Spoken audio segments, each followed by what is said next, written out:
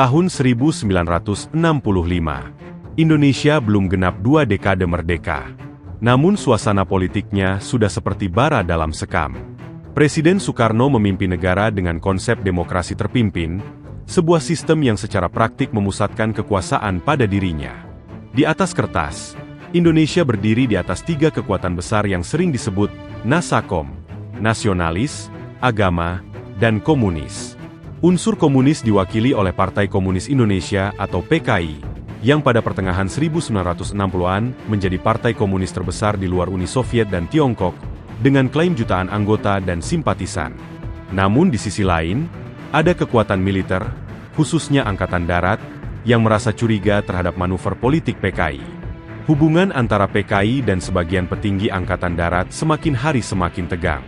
Di tengah situasi perang dingin global, Indonesia seperti medan tarik-menarik antara blok Barat dan blok Timur. Soekarno mencoba menjaga keseimbangan, tapi di bawah permukaan, konflik ideologi semakin sulit dikendalikan. Dan dari sinilah, cerita tentang penculikan 7 jenderal itu bermula. Memasuki pertengahan 1965, beredar isu tentang adanya Dewan Jenderal.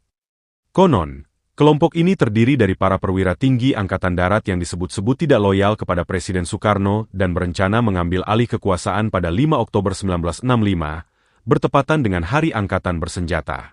Nama-nama yang sering dikaitkan dengan isu ini antara lain, Letnan Jenderal Ahmad Yani, Mayor Jenderal R. Suprapto, Mayor Jenderal S. Parman, Mayor Jenderal M.T. Haryono, Brigadir Jenderal D. Panjaitan, dan Brigadir Jenderal Sutoyo Siswomiharjo. Namun sampai hari ini, keberadaan Dewan Jenderal masih menjadi perdebatan para sejarawan. Tidak pernah ada dokumen resmi yang benar-benar membuktikan bahwa Dewan itu secara formal ada dan merencanakan kudeta. Bagi sebagian kalangan, isu ini adalah propaganda politik. Bagi yang lain, ini adalah ancaman nyata. Yang jelas, isu tersebut menjadi salah satu alasan utama yang kemudian dipakai oleh kelompok gerakan 30 September untuk melakukan aksi mereka pada malam 30 September 1965. Selain konflik politik, Indonesia tahun 1965 juga sedang mengalami krisis ekonomi berat. Inflasi melambung hingga ratusan persen per tahun. Harga kebutuhan pokok naik drastis. Nilai rupiah anjlok. Rakyat kecil menderita. Ketidakpuasan sosial meningkat. Dalam kondisi seperti ini, konflik politik menjadi semakin berbahaya karena rakyat mudah dipengaruhi isu dan propaganda. PKI memanfaatkan momentum ini untuk menguatkan basis massa dengan berbagai organisasi sayapnya. Sementara Angkatan Darat melihat perkembangan tersebut sebagai ancaman terhadap stabilitas nasional. Presiden Soekarno sendiri lebih fokus pada politik luar negeri konfrontatif, seperti konfrontasi Malaysia dan hubungan dekat dengan Tiongkok. Situasi ekonomi yang rapuh ini menjadi latar yang memperkeruh hubungan antar elit. Ketika ekonomi lemah dan politik terbelah, satu percikan kecil saja bisa memicu ledakan besar. Di dalam tubuh Angkatan Darat sendiri, sebenarnya ada dinamika internal. Panglima Angkatan Darat saat itu adalah Letnan Jenderal Ahmad Yani, yang dikenal tegas terhadap PKI. Ahmad Yani beberapa kali menolak usulan pembentukan Angkatan Kelima, gagasan yang didorong PKI untuk mempersenjatai buruh dan tani. Usulan ini dianggap Angkatan Darat sangat berbahaya. Sementara itu, di lingkungan Cakrabirawa, pasukan pengawal presiden, ada sejumlah perwira yang lebih dekat dengan Presiden Soekarno. Salah satunya adalah Letkol Untung Syamsuri. Ketegangan antara kelompok militer yang anti-PKI dan pihak-pihak yang lebih dekat dengan Presiden menciptakan garis pemisah yang semakin jelas. Indonesia seakan menunggu waktu. Semua aktor utama sudah berada di panggung. Tinggal menunggu siapa yang bergerak lebih dulu. Tanggal 30 September 1965. Malam mulai turun di Jakarta. Suasana tampak normal. Tidak ada tanda-tanda bahwa dalam beberapa jam ke depan, sejarah Indonesia akan berubah drastis. Namun di balik ketenangan itu, sebuah operasi militer sedang dipersiapkan. Operasi yang menyasar para perwira tinggi Angkatan Darat. Tujuannya disebut-sebut untuk mengamankan para jenderal yang dianggap bagian dari Dewan Jenderal. Tapi cara yang dipilih adalah penculikan bersenjata di kediaman masing-masing target. Nama operasi ini kemudian dikenal sebagai Gerakan 30 September, atau G30S. Dan sebelum fajar 1 Oktober menyingsing, 7 perwira tinggi akan menjadi korban dalam peristiwa yang hingga kini masih menyisakan perdebatan panjang dalam sejarah Indonesia. Malam 30 September 1965 bukan malam spontan. Gerakan ini dirancang, bukan reaksi dadakan. Namun yang menarik, hampir tidak ada dokumen tertulis resmi yang menjelaskan struktur komando secara jelas. Nama yang kemudian muncul sebagai pimpinan lapangan adalah Letkol Untung Syamsuri, seorang perwira dari pasukan Cakrabirawa. Di atas kertas, ia bukan petinggi Angkatan Darat. Tapi justru itu yang membuatnya efektif, tidak mencolok. Operasi ini melibatkan pasukan gabungan, unsur Cakrabirawa, prajurit dari Batalion 454 Diponegoro, Jawa Tengah, dan Batalion 530 Brawijaya, Jawa Timur. Mereka digerakkan dalam senyap, masuk Jakarta tanpa banyak kecurigaan. Narasi yang dibangun kepada pasukan sangat sederhana. Kita sedang menyelamatkan presiden dari pengkhianatan para jenderal. Di titik ini, satu hal harus digarisbawahi. Tidak semua pasukan tahu bahwa operasi ini akan berujung pada pembunuhan. Banyak yang percaya ini hanya operasi penangkapan. Dan dari sinilah, tragedi mulai berjalan, bukan hanya karena niat, tapi juga karena kebohongan di level operasional. Sekitar pukul 4 dini hari, pasukan pertama bergerak menuju rumah Panglima Angkatan Darat, Letnan Jenderal Ahmad Yani, di Jalan Lembang, Jakarta Pusat. Ahmad Yani dikenal sebagai figur keras terhadap PKI. Ia menolak Angkatan Kelima. Ia menolak tunduk pada tekanan politik. Dan ia dianggap simbol perlawanan militer terhadap pengaruh komunis. Pasukan datang dengan alasan, dipanggil Presiden. Ahmad Yani menolak ikut sebelum berpakaian dinas lengkap. Terjadi ketegangan. Dalam situasi kacau itulah, Ahmad Yani ditembak dan tewas di rumahnya. Ini titik krusial. Karena sejak saat itu, operasi yang diklaim sebagai pengamanan berubah menjadi pembunuhan terbuka. Mayat Ahmad Yani kemudian dibawa menuju sebuah lokasi yang kelak menjadi simbol tragedi nasional, Lubang Buaya. Dan sejak peluru pertama dilepaskan, tidak ada jalan kembali. Setelah Ahmad Yani, pasukan bergerak cepat. Waktu adalah segalanya. Target berikutnya tersebar di berbagai wilayah Jakarta. Mayor Jenderal R. Suprapto diculik dari rumahnya di Jalan Diponegoro. Mayor Jenderal S. Parman diculik dari Jalan Syamsurizal. Mayor Jenderal M.T. Haryono ditembak saat mencoba melawan. Brigadir Jenderal D.I. Panjaitan ditembak ketika menolak ikut tanpa seragam. Brigadir Jenderal Sutoyo Siswomiharjo diculik dari rumahnya di Jakarta Timur. Pola yang sama berulang. Datang dini hari, mengaku utusan presiden, memaksa ikut, lalu membawa korban hidup atau mati. Tidak ada pengadilan. Tidak ada surat perintah. Tidak ada klarifikasi. Jakarta masih gelap. Rakyat masih tidur. Tapi di balik itu, struktur kepemimpinan Angkatan Darat sedang dipenggal secara sistematis. Semua korban dibawa ke satu lokasi, Lubang Buaya. Sebuah area latihan militer di Jakarta Timur. Disinilah fakta paling kelam terungkap. Para jenderal yang masih hidup kemudian dieksekusi. Jenazah mereka dimasukkan ke sebuah sumur tua. Lokasi ini bukan dipilih secara acak. Lubang Buaya berada dekat pangkalan udara Halim Perdana Kusuma, wilayah strategis yang saat itu dikuasai pasukan yang simpati terhadap gerakan ini. Lubang Buaya menjadi pusat simbolik G30S. Bukan hanya tempat pembuangan jenazah, tapi juga pusat narasi politik pasca peristiwa. Apa yang terjadi di sini, kemudian dijadikan alat propaganda besar-besaran oleh rezim berikutnya. Tapi satu hal tidak bisa dibantah. Disinilah 7 perwira tinggi Angkatan Darat berakhir. Pagi 1 Oktober 1965, Jakarta bangun dalam kondisi aneh. Radio Republik Indonesia dikuasai. Sebuah pengumuman disiarkan. Gerakan 30 September mengklaim telah menyelamatkan Presiden Soekarno dari Dewan Jenderal. Namun ada satu masalah fatal. Presiden tidak pernah secara eksplisit menyatakan dukungan. Dan Angkatan Darat kehilangan pimpinan utamanya. Di titik inilah, seorang jenderal lain mulai bergerak cepat. Mayor Jenderal Soeharto, Panglima Kostrat. Sementara G30S sibuk mengumumkan legitimasi, Soeharto justru fokus pada satu hal, mengambil alih kendali militer Jakarta. Dan dari sinilah, arah sejarah Indonesia berbelok tajam. Siang hingga malam 1 Oktober 1965 adalah fase yang menentukan, bukan karena tembakan, tetapi karena kalkulasi. Setelah kabar hilangnya para jenderal menyebar dan situasi Jakarta belum sepenuhnya jelas, struktur Komando Angkatan Darat berada dalam kondisi limbo. Secara formal belum ada penunjukan Panglima baru menggantikan Letjen Ahmad Yani. Secara politis, Presiden Soekarno belum mengeluarkan keputusan tegas. Di ruang kosong inilah Mayor Jenderal Soeharto membaca momentum. Ia tidak langsung tampil sebagai pemimpin politik. Ia tidak membuat deklarasi besar. Yang ia lakukan adalah sesuatu yang jauh lebih efektif. Mengkonsolidasikan dukungan perwira-perwira kunci dan memastikan garis komando operasional tetap berjalan melalui Kostrad. Dalam krisis militer, yang paling berbahaya bukan serangan, tetapi kebingungan. Soeharto memahami itu. Ia membangun legitimasi bukan lewat pidato, tetapi lewat tindakan, memastikan satuan-satuan strategis menunggu instruksi darinya. Dalam hitungan jam, banyak komando daerah mulai mengacu pada arahan Kostrad.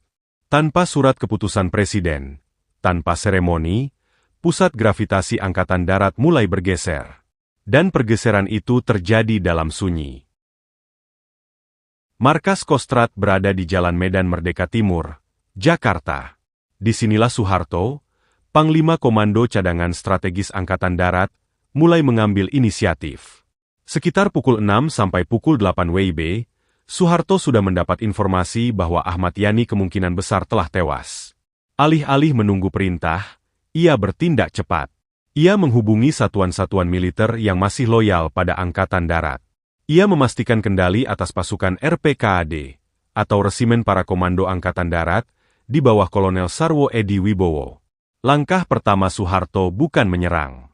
Langkah pertamanya adalah mengamankan komunikasi dan logistik. Ia menyadari, siapa yang menguasai pusat komunikasi dan pergerakan pasukan, dialah yang menguasai Jakarta. Dan secara perlahan, tanpa pengumuman dramatis, Soeharto mulai mengambil alih komando de facto Angkatan Darat. Sementara itu, para pimpinan gerakan 30 September berada di sekitar Pangkalan Udara Halim Perdana Kusuma. Disinilah Presiden Soekarno sempat berada pada pagi hari 1 Oktober. Letkol Untung, bersama tokoh-tokoh lain seperti Kolonel Latif dan Brigjen Suparjo, berada di kawasan ini. Namun ada satu kelemahan fatal dalam strategi mereka. Mereka tidak langsung melumpuhkan seluruh struktur Komando Angkatan Darat. Mereka tidak menangkap Soeharto. Mereka tidak menguasai penuh semua kesatuan strategis. Dan yang paling penting, mereka tidak punya rencana jelas setelah penculikan. Gerakan ini seperti berhasil memukul, tapi tidak tahu bagaimana mempertahankan posisi. Di politik dan militer, itu kesalahan yang mahal. Menjelang sore 1 Oktober 1965, situasi mulai berbalik. Soeharto memerintahkan pasukan RPKAD bergerak merebut kembali RRI dan kantor telekomunikasi. Sekitar pukul 19 WIB, RRI berhasil dikuasai kembali oleh Angkatan Darat. Narasi pun berubah. Jika pagi tadi G-30S yang berbicara, malam itu Angkatan Darat yang mengambil alih mikrofon. Gerakan 30 September kini mulai disebut sebagai Gerakan Kontrarevolusi. Operasi militer dilanjutkan keesokan harinya. Pada 2 Oktober 1965, pasukan Soeharto menyerbu kawasan Lubang Buaya. Dan disitulah ditemukan sumur tua yang berisi jenazah para jenderal. Penemuan ini menjadi titik emosional dan politis yang sangat kuat. Karena sejak saat itu, konflik politik berubah menjadi kemarahan nasional. Setelah jenazah para jenderal diangkat pada 3 Oktober 1965 dan dimakamkan secara kenegaraan pada 5 Oktober 1965, Angkatan Darat membangun satu narasi resmi, bahwa dalang utama gerakan 30 September adalah Partai Komunis Indonesia. PKI dituduh sebagai aktor intelektual di balik penculikan dan pembunuhan. Narasi ini kemudian diperkuat melalui pidato, media massa, dan kemudian, bertahun-tahun setelahnya, film propaganda. Namun di titik ini, pertanyaan penting muncul. Apakah PKI benar menjadi perencana utama? Ataukah ini konflik internal militer? Ataukah ada permainan geopolitik yang lebih besar di baliknya? Yang pasti, Sejak 1 Oktober 1965, keseimbangan kekuasaan berubah drastis. Soeharto bukan lagi sekadar Panglima Kostrat. Ia menjadi figur sentral militer Indonesia. Dan dari sinilah, jalan menuju lahirnya Orde Baru mulai terbuka.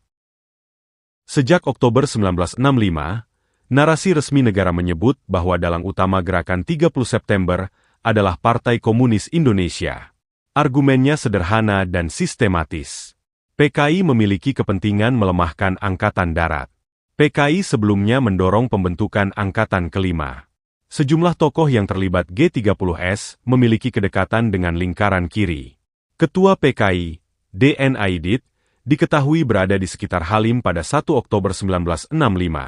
Dalam versi ini, G30S adalah upaya kudeta komunis yang gagal. Versi ini kemudian dilembagakan melalui pendidikan sejarah nasional, buku pelajaran, dan terutama film propaganda yang diproduksi pada era Orde Baru.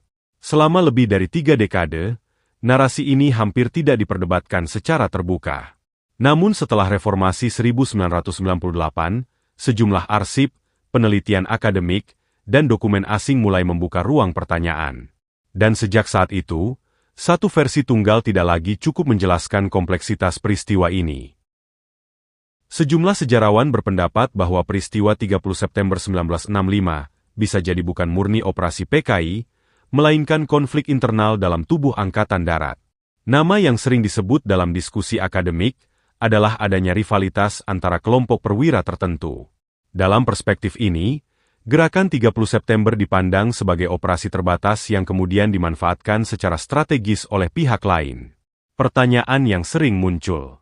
Jika PKI merencanakan kudeta besar, mengapa struktur gerakannya terlihat minim koordinasi nasional?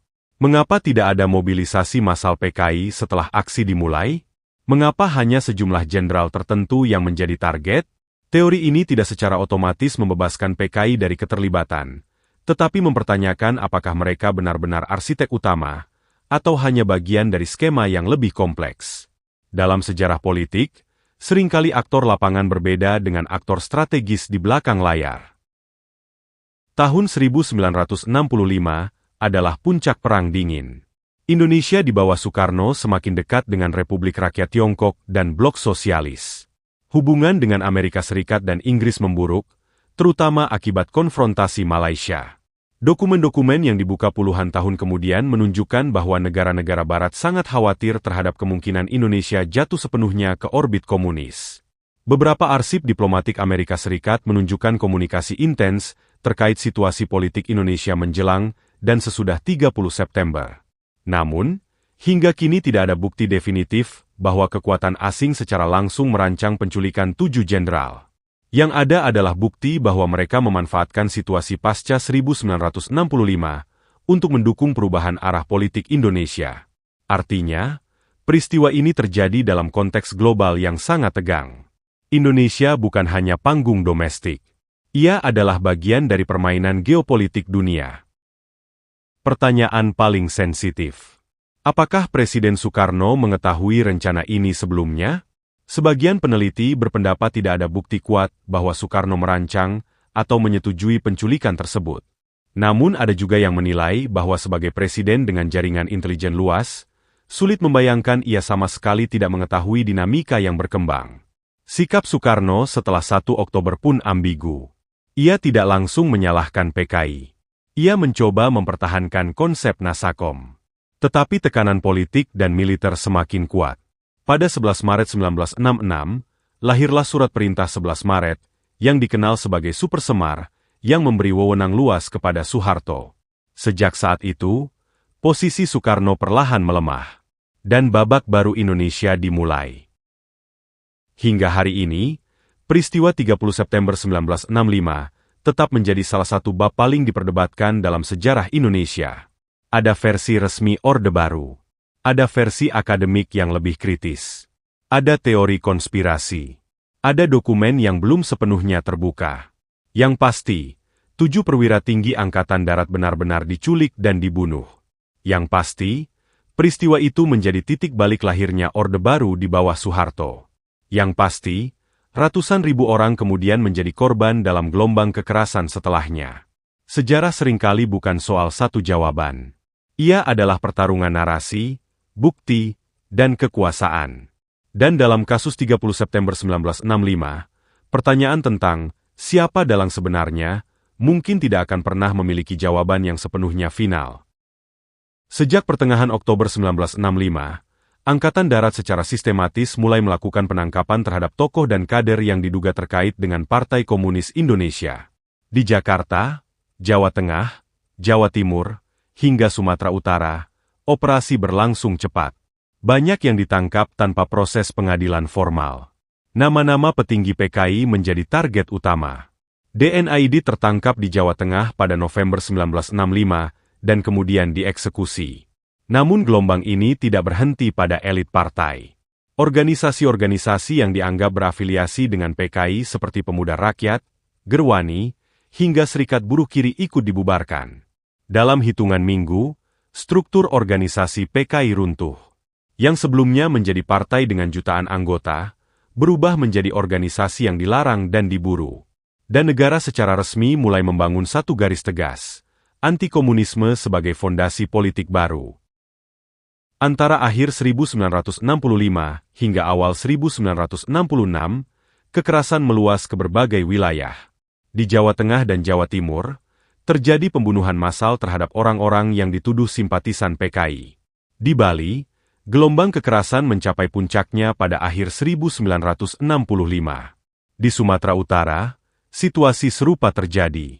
Skala korban masih menjadi perdebatan hingga hari ini. Banyak peneliti memperkirakan jumlah korban mencapai ratusan ribu orang. Yang perlu dipahami, tidak semua korban adalah kader aktif PKI. Banyak di antaranya adalah orang biasa yang dicurigai karena afiliasi organisasi, hubungan keluarga, atau konflik lokal. Dalam situasi politik yang panas, tuduhan seringkali cukup untuk menghilangkan nyawa. Dan negara, dalam fase ini, tidak lagi sekadar memulihkan stabilitas, tetapi sedang membentuk ulang arah ideologinya. Memasuki awal 1966, posisi Presiden Soekarno semakin terdesak.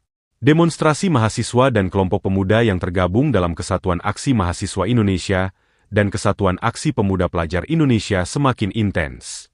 Tuntutannya dikenal sebagai Tritura, yaitu bubarkan PKI, bersihkan kabinet dari unsur G30S, dan turunkan harga.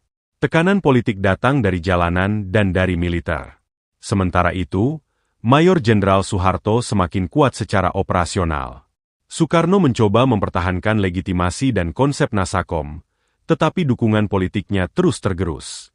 Dan situasi mencapai puncaknya pada Maret 1966. Tanggal 11 Maret 1966, di tengah situasi politik yang tegang, lahirlah Surat Perintah 11 Maret, yang kemudian dikenal sebagai Super Semar.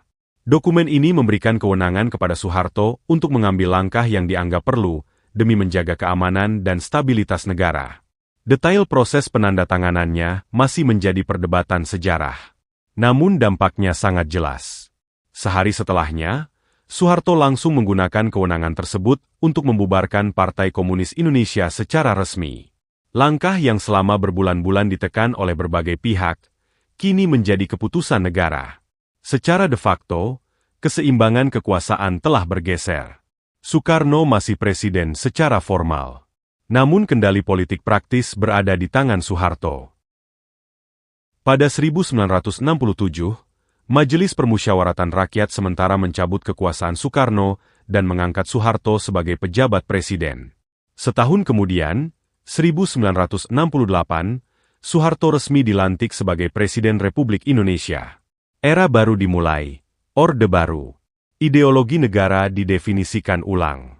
Komunisme dilarang secara permanen. Militer menjadi kekuatan dominan dalam politik. Stabilitas dijadikan prioritas utama. Peristiwa penculikan 7 jenderal pada 30 September 1965 bukan hanya tragedi militer. Ia menjadi pintu masuk bagi perubahan sistem kekuasaan nasional. Dalam waktu kurang dari 3 tahun, Indonesia berubah total. Dari demokrasi terpimpin menuju rezim militeristik yang bertahan lebih dari 3 dekade. Dan semua itu bermula dari malam yang sunyi di akhir September 1965. Setelah Soeharto resmi menjadi presiden pada tahun 1968, salah satu langkah paling strategis yang dilakukan pemerintah Orde Baru adalah mengendalikan narasi sejarah tentang peristiwa 30 September 1965. Narasi resmi negara dibuat sangat jelas dan tegas. Gerakan 30 September adalah pengkhianatan yang dilakukan oleh Partai Komunis Indonesia. Versi ini tidak disajikan sebagai interpretasi atau kemungkinan. Versi ini disajikan sebagai fakta final. Buku-buku sejarah nasional ditulis ulang. Kurikulum pendidikan disesuaikan. Media massa mengikuti garis narasi yang sama. Tidak ada ruang untuk versi alternatif. Selama lebih dari 30 tahun, generasi pelajar Indonesia hanya mempelajari satu versi peristiwa. Dalam versi ini, posisi militer, khususnya Soeharto, digambarkan sebagai penyelamat bangsa. Narasi ini bukan hanya bertujuan menjelaskan masa lalu. Ia juga bertujuan melegitimasi kekuasaan yang sedang berjalan. Pada tahun 1984, pemerintah melalui perusahaan produksi film negara merilis film berjudul Pengkhianatan G30 SPKI yang disutradarai oleh Arifin Cenur. Film ini berdurasi lebih dari 4 jam. Ia menggambarkan secara detail penculikan dan pembunuhan para jenderal, serta menampilkan PKI sebagai kekuatan brutal dan tidak manusiawi. Film ini kemudian menjadi alat edukasi nasional. Setiap tahun, terutama pada tanggal 30 September malam, film ini wajib ditayangkan di televisi nasional, TVRI. Sekolah-sekolah bahkan mewajibkan siswa untuk menonton film ini. Bagi jutaan anak Indonesia, film ini bukan sekadar tontonan. Ia menjadi sumber utama pemahaman mereka tentang peristiwa 1965. Visual memiliki kekuatan yang jauh lebih besar daripada teks. Dan film ini berhasil membentuk persepsi kolektif selama puluhan tahun. Selain film dan buku, pemerintah juga membangun simbol fisik untuk memperkuat narasi sejarah. Salah satunya adalah Monumen Pancasila Sakti di kawasan Lubang Buaya, Jakarta Timur. Di lokasi ini, dibangun patung 7 perwira tinggi Angkatan Darat yang menjadi korban. Sumur tempat jenazah mereka ditemukan juga dipertahankan sebagai bagian dari situs sejarah. Monumen ini diresmikan langsung oleh Presiden Soeharto pada tahun 1981. Tempat ini menjadi lokasi ziarah resmi, terutama bagi institusi militer dan pelajar. Tujuannya jelas, menciptakan pengingat permanen tentang peristiwa tersebut. Sejarah tidak hanya disimpan dalam buku. Ia ditanamkan dalam ruang fisik. Dan ruang fisik membantu menjaga narasi tetap hidup. Selama era Orde Baru, diskusi alternatif tentang peristiwa 1965 sangat dibatasi. Buku yang menyajikan interpretasi berbeda, sulit diterbitkan. Diskusi publik diawasi. Individu yang dianggap terkait dengan PKI, bahkan secara tidak langsung, menghadapi pembatasan sosial dan politik. Status ekstapol atau tahanan politik, melekat seumur hidup bagi banyak orang. Mereka mengalami kesulitan mendapatkan pekerjaan, pendidikan, bahkan dokumen administratif tertentu. Narasi sejarah bukan hanya menjadi alat pendidikan. Ia juga menjadi alat kontrol sosial. Dengan mengendalikan narasi masa lalu, negara mengendalikan legitimasi masa kini. Setelah jatuhnya Soeharto pada tahun 1998, Indonesia memasuki era reformasi. Pembatasan terhadap diskusi sejarah mulai berkurang. Peneliti, jurnalis, dan akademisi mulai mengkaji ulang peristiwa 1965 dengan lebih bebas. Dokumen baru dipelajari. Saksi-saksi mulai berbicara. Interpretasi alternatif mulai muncul. Film, buku, dan diskusi publik mulai menyajikan perspektif yang lebih beragam. Namun perubahan ini tidak langsung menghapus narasi lama.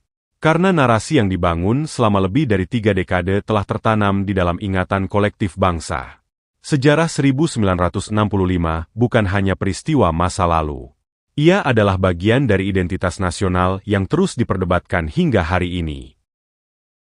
Selama lebih dari 3 dekade, beberapa orang yang dulu dipenjara karena keterlibatan dalam gerakan 30 September dan masih hidup hingga akhir Orde Baru, akhirnya dibebaskan. Salah satu nama paling penting adalah Kolonel Abdul Latif. Ia telah dipenjara sejak tahun 1965. Lebih dari 30 tahun hidupnya dihabiskan di dalam sel. Ia menyaksikan dari balik jeruji besi bagaimana Soeharto naik menjadi presiden. Bagaimana rezim itu menguasai Indonesia selama puluhan tahun.